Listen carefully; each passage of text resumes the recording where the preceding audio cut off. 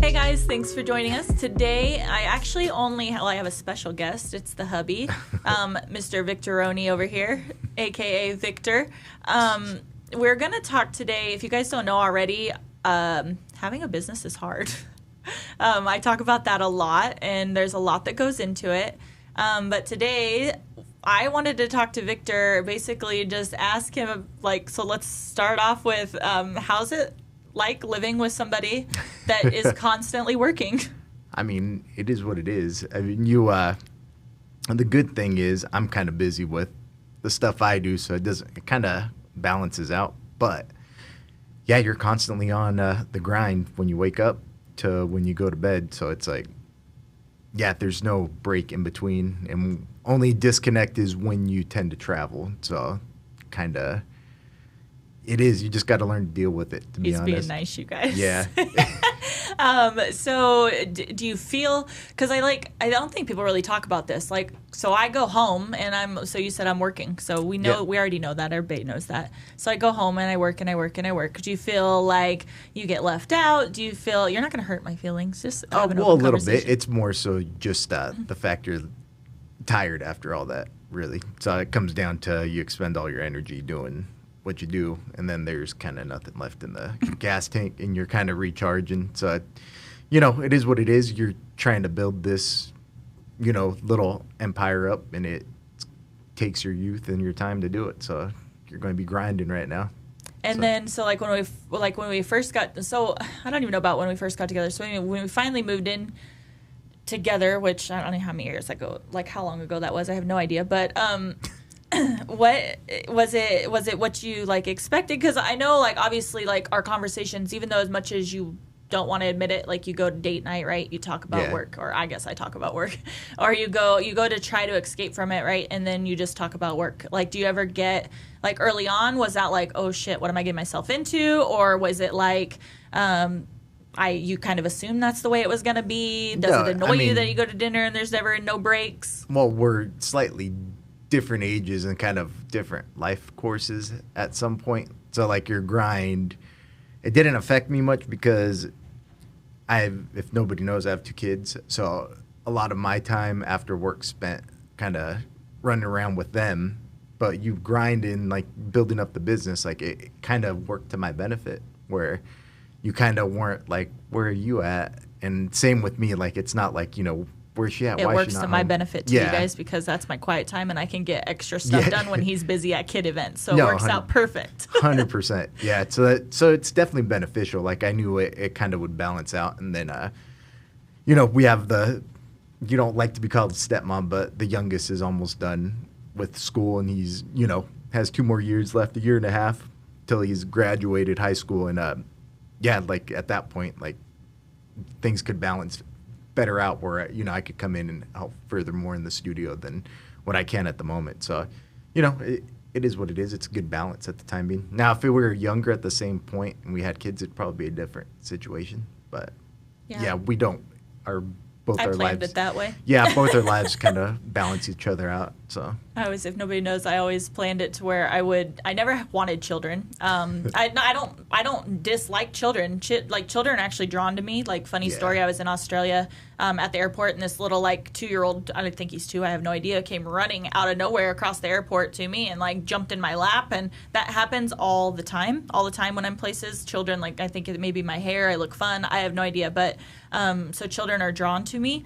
But I did actually plan my life out that way. I knew that I never thought I'd get married, but I knew that if I did, that I would find somebody that already had children and children that were already grown. So then that way they'd already had that part out of their life, because obviously I knew, I always say I'm just here. I'm a moneymaker, basically. I'm not a person that, if I did have children, I know that I just wouldn't, I make my efforts to be present in certain things with Victor's kids. But I just know that that's how I was raised. My mom always, wasn't there. And, God bless, I'm I'm not even spiritual, but bless her little heart. She did her best to be there as much as she could, but I knew that that if you're gonna have children, you need to be there, right? So I knew that was not my place. as far as like crazy client stories, because I definitely want to touch on this. I know you hear me complain, or try to vent, come more to neutral with situations. Like I'm not going to say anything specific, but when I come home and I'm like obviously on a rant and I'm going off and I'm telling you I have to contact a lawyer and you don't know, you can't relate and I have to call a lawyer because she's going to do this and blah, blah, blah, blah, blah. It's like in those moments, like I know you try to help, but then I get frustrated because you're trying to help because whether they want to help you guys, it's like they really can't help and you just got to get through it. So any advice on somebody that is going through stuff like that has a partner that really doesn't know how to help? What can they do to help a creative person that's running a business in that mindset? I think it's just listening. Like I'm bad at trying to help in general. I'm just a helpful person. So, I mean, you know that. Overly help. So yeah, for me personally, it was figuring out like more so I need to listen than do anything. Like I really don't have anything to offer other than like slight direction.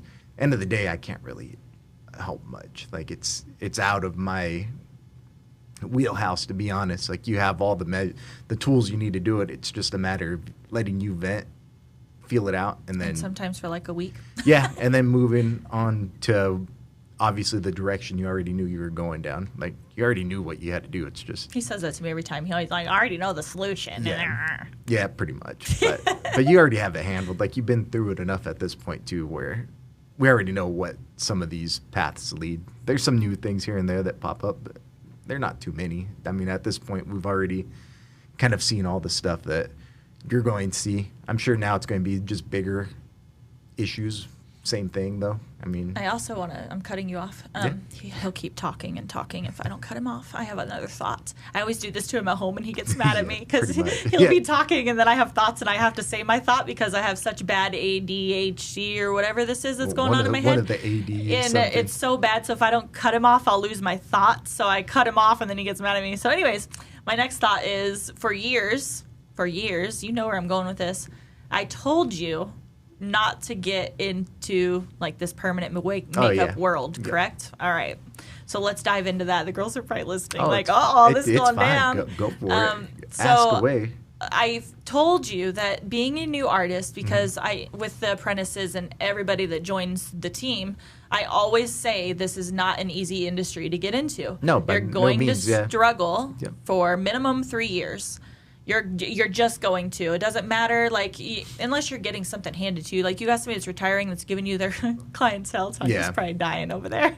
In that case, you're not going to be, like, obviously a starving artist. And, like, personally, I think the starving artist part is what makes you a good artist. So stop trying to take the easy way out of things and fucking fight through it. But anyways, that's a whole nother podcast episode. Let's go back to Victor here and circle back. Circle back around. Come on. So how many arguments have we had about that? About what? Being a new artist? Or? About you being a new artist. So I'm the in-house, if you don't know, SMP artist, technician, whatever you want to call it. I mean, the struggle's real trying to find clients, but again, it's also my wife. Like her level's different than she's just built different. My expectations. Yeah, her expectations are high for everybody on the team, and it's 100% understandable, and it directs the team and the business in the direction it needs to go. If I don't see you putting in at least 60%. And it becomes an issue if you're not putting in the right effort, of course. But again, at the same time, I took on the SMP role because I knew I could be good at it, which I am. I'm talented at it. I like it. I enjoy it. I also you are very good at it. Yeah, and I also know where I'm at with where I wanted to be with in my personal life. So, I had this goal of personally, which probably is partially what upsets you, is the kids are first, on my end. And I have 1.5 years left with the youngest, and the focus is on that. Because you say that every time. Yeah. My issue is, and this is not directed just at you, my issue is with society these days, because a lot of people, and I'm not trying to call out no particular artist, no particular anybody, but 90% of people out there are like, I don't have clients. I'm not making money. And it's like, get off your ass and put in the work. Are you posting on social media? Do people know you're out there? Are you talking to people about the services you offer? Are you putting in the work? Because I guarantee you that the response that most people are saying, I don't want to show my face. There's always some excuse. Look, if you're not on there every single day, you know how much like people are like you're constantly scrolling on social media, right? And how many things do you think you see when you're scrolling on social media? If you're not posting yourself every single day, those people are seeing 50,000 other people that are posting, and you're a lost cause. So you can't post once a week, you can't post once a month and expect people to even know that you're offering a service. And I'm sorry, that is not just directed at you, but just the industry out there in general, because when him and I are at home and I see him and I'll be on, I'll be making an ad, I'll be social content batching, I'll be editing a video, I'll be doing a stupid reel where I'm lip syncing, I'll be doing all these things, and I'm just like, I'm over here doing this. And I know that when most people leave their job, they go home and they shut off. And that is not what if you're going to be in the industry, it takes a lot more than that. You can't just go home and shut off. No, of course. So I'm sitting on the couch and I look over at him and I'm like, what are you doing? Just scrolling? And then he gets mad because he's like, well, this is my time off, because he works all day. Well, and I was going to circle to that too. Like, let's not negate the fact that I do have a full-time job during the day, and it's, I'm up at 5, 6 in the morning working 8 to 10-hour days. And even though I'm at a computer, it's still stressful, and they keep bumping up my role in the company to higher positions with added stress. So yeah, I'll 100% admit that when I clock out, like, I'm kind of mentally just taxed. Doesn't mean it's an excuse not to post. Like you said, it could be a simple post as, just, hey guys, I'm here. What's going on? Yeah, here's a couple. For S&P. Do you know what S&P is? Yeah, no, 100%. But because now it sounds like I'm lecturing you, like I always am. No, but like I more so just wanted to make a point, because I feel like that, like, especially right now, that is so relevant in the industry. Everybody's saying they're not making money. Everybody's saying there's not enough clients. It's just that the industry has changed. It's different from when I first started. It's different from when you even first came on. Like, when you first started, promoting S&P, it was like, and if you guys don't know, S&P is Scalp Micropigmentation. But if, it's different. It's like it's like the grind, because even when I was over at the other studio, it's like the grind.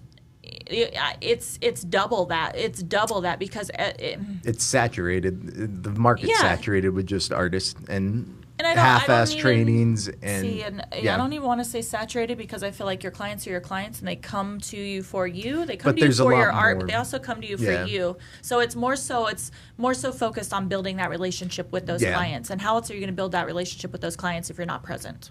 No, I agree. But like you said, though, because of the training, a lot of it's accessible, a lot of online, because there's so much online stuff. Like, you get a certificate online and think you could do it, but it doesn't help not having the hands-on. Like, you could only learn so much through a textbook and, a video online. You have to actually go in for a training, get that experience adjustment from, an actual skilled tech out there or artist. And, which Victor did. He invested in a 6-month apprenticeship, which ended up, because it happened actually during COVID. Yeah. So he actually got the better end of the deal. He ended up turning into like a 9 or 10-month apprenticeship, which was cool. So, and they didn't charge him anymore, which was even freaking more awesome. So he got quite a bit of hands-on experience where they were letting him do their clients and this, that, and the other. So that was really cool. But to circle back real quick, as maybe like our last and final little thought here, now that I look like a mean person to you. No, not at all. People need to hear it. So. No, but like, real talk, do you think, because I'm actually curious about this, do you think that you can, in today's industry, work a full-time job? And I'll give my opinion on this. Do you think you can have a full-time job and build a clientele, basically build your own small business on the side within this industry? Oh, 100%. I don't think it's unattainable for anybody. Okay. It's just getting in that mindset and getting in that groove. Really, it's what are you willing to sacrifice to get there? There it is. Because I feel like it is a sacrifice. I feel like if you're going in, because I think a lot of people unfortunately in the industry think of permanent makeup or S&P or anything like it's a get rich quick thing, which we know that is not the case. It's a grind. Yeah, 100%. And then I think that they think that they can just do it part-time. Oh, I'm just going to do a set of brows here and there for some extra, and that's how some money. of these trainings are sold. Like even in the S&P market, like they dangle the carrot of, the $3,000, $5,000 scalp, which is out there. But A, you got to know how to get that scalp, where you need it. And then B, it's like, those are like far and in between until you get your clientele rolling. Like right, and I think that's another thing that people don't touch base on is like, so even if you don't have people to pay full price, how many times have you offered a discount on a service? Because you're still trying to build up your portfolio, and you 100%. Still need those healed results. Without that portfolio and without those photos and those healed results, how else do you, again, expect to build up a clientele if you don't have the stuff to post online, right? Like people need to be able to see what you're doing, and so I do think that you can have a full time. But look, I'm struggling, and I'm in this full time. And I know how hard it is to stay relevant and keep the ball rolling it's a constant. It's constant. Yeah. You can't ever stop. And once you get comfortable, you just got to keep pushing because that's just what this, you're an entrepreneur, you're a business that you just got to keep pushing. But so I think that as hard as I think it is, I think it would be 1,000 times harder to have a full-time job and to also try to build your clientele at the same time. But again, Tanya's working, Of course, Tanya works a night job and then works the studio during the day and is making it work. But I mean, you did the same thing. Yeah. And I mean, I guess it's just how much you want it. Yeah, of course. Yeah. It's just, where your mindset's at the time to get where you're trying to get. To finish up, I feel like people are going to think I'm really mean. This is what it's like to live with. This is what it's like to live with her. Yeah. No, it's like it is. He's not lying. It's a constant, nonstop grind, and I apologize that I don't give you all. You already know I'm like all the attention that I probably should. But yeah, so for the people, let's tie it up and let's say like maybe end on what S&P is. What do people book it for if they don't know? So S&P stands for Scalp Micropigmentation. It's essentially just the art of implementing pigment in the scalp. It's one micro prick at a time into the scalp. Thousands of impressions built up on thousands of impressions, making a realistic, kind of like a buzzed hairstyle per se. Let's say if you have no hair, if you do happen to have hair or thinning hair, it ends up giving you a little more density. But by no means is it a substitute for like a hair transplant. You're not growing hair. It's just giving you an illusion. And it's something in between. It's, sometimes that's all we need to get that little confident boost. And it's both for males and females, For everybody, patients, right? With alopecia, different things that come up, scar camouflage. A lot of times when you get your hair transplants, you got scars left over by the procedure. And oftentimes S&P is one of the best things you could do just to kind of blend and hide those scars that come up through the hair transplant. So, yeah. So long story short, I do think you can do both. No, I agree. Yeah. But you have to put in double the amount of effort, I feel like. So you can definitely have a full-time job and then do the other and build your own clientele. Good fucking luck, because I'm over here struggling just keeping up on the business side of things.